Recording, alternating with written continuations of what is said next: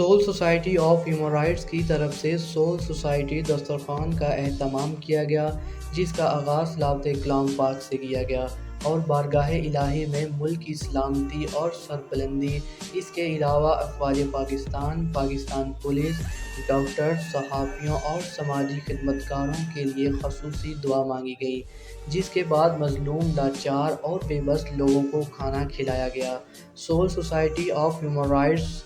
ہر اس مظلوم کی آواز ہے جو ظالم کا شکار ہوا ہو اور جن کو اس عالمی وبا کے ساتھ بھوک اور مفلسی مار رہی ہے۔ سول سوسائٹی دسترخوان آج سے انشاءاللہ روزانہ کی بنیاد پر جتنی اللہ پاک نے توفیق دی ہے، اپنی مدد آپ کے تحت دوپہر کا کھانا مظلوم، لاچار، بے بس اور غریب لوگوں کو کھلانے کا بندوبست اور یقینی بنانے کی عزم پر عمل پیرا ہوگی۔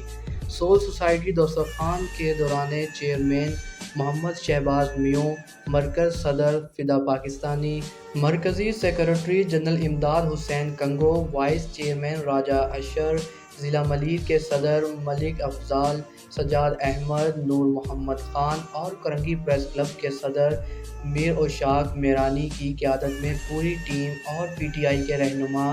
سید عطا محمد بخاری نے خصوصی شرکت کی۔ اس دوران مہمان گرامی نے civil society of human rights, جو کہ دیگر فلاحی کاموں میں ہمہ وقت پیش رہنے کے ساتھ لاک ڈاؤن سے متاثر لوگوں کو کھانا تقسیم کرنے پر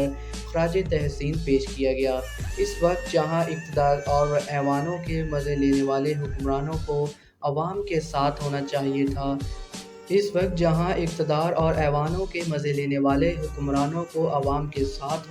تھا،